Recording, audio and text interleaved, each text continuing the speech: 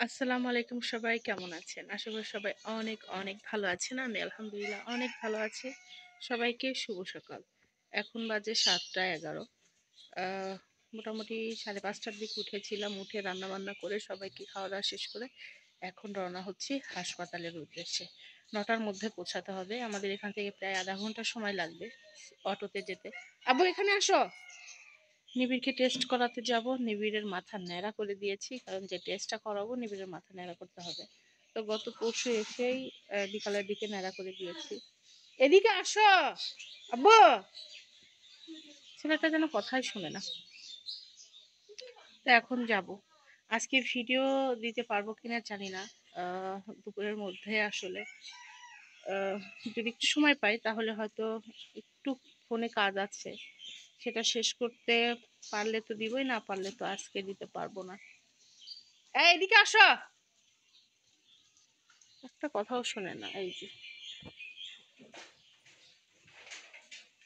ওর মতো। তো এখনই রওনা হয়ে যাব। নিবিড়ের আব্বুর মতো বাইরে চলে গেছে। এদিকে আমার শ্বশুর রেডি হয়ে বসে আছে, আমিও রেডি হয়ে বসে আছি। নিবিড়ের ধৈর্য আর কি ব্যাপার, তুমি এখন সাইকেল বের করছো কেন? নিবিড়, এই আসলে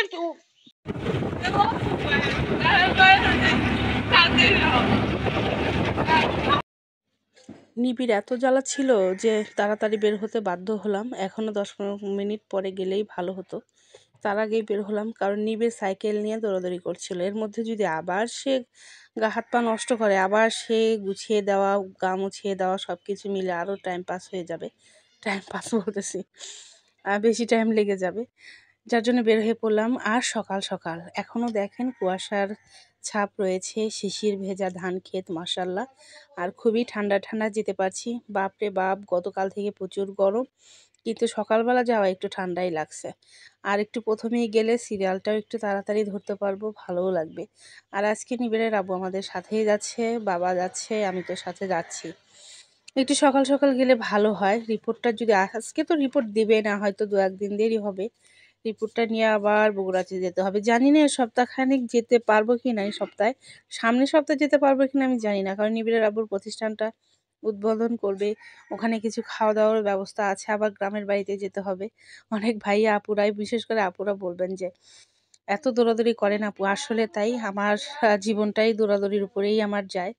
আর এখন তো আমাদের প্রতিষ্ঠানটা উদ্বোধন করতে গেলে একটু নিজের আত্মীয় স্বজন আছে, পাড়া প্রতিবেশী আছে, নিবিড়ের আবার বন্ধু বান্ধব আছে, সবাইকে একটু বলতে হবে। সব মিলিয়ে আলাদা একটা টেনশনে আছি। নিবিড়ের স্কুলটা বোধহয় 1 সপ্তাহখানেক অ্যাবসেন্ট যাবে। যাই হোক, এই প্রতিষ্ঠানটা চালু করলে একটু বাঁচি, কারণ হাতের অবস্থা খুবই খারাপ।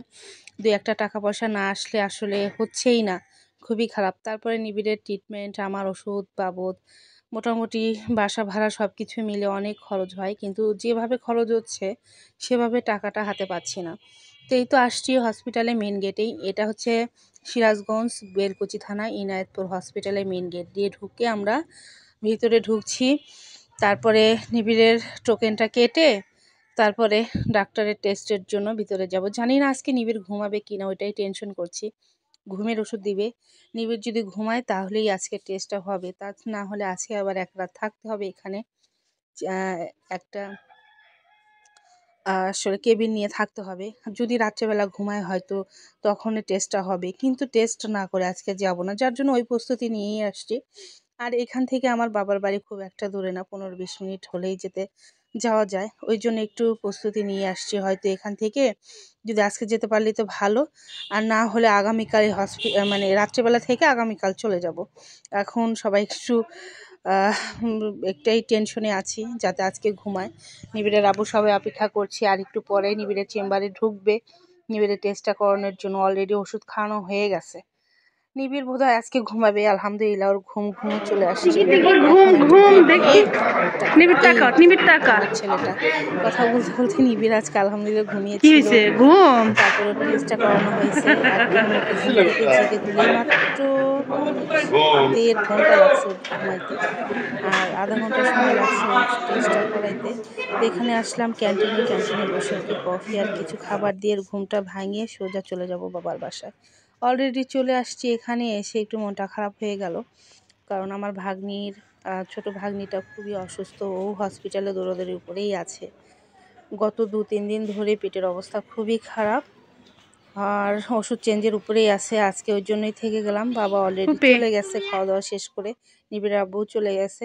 এদিকে আমার কলিজার টুকরা, এই যে আমার একটাই ভাতিজা, আমার সোনামণি, সোনামানিকটা আমাকে বলছে তোমার ভিডিও আমি অনেক দেখি, কী রকম করে দেখে আমি কীরকম ভিডিও বানাই, ওর কথা কখন বলেছি সেই কথাগুলোও আমাকে মনে করে করে বলছে।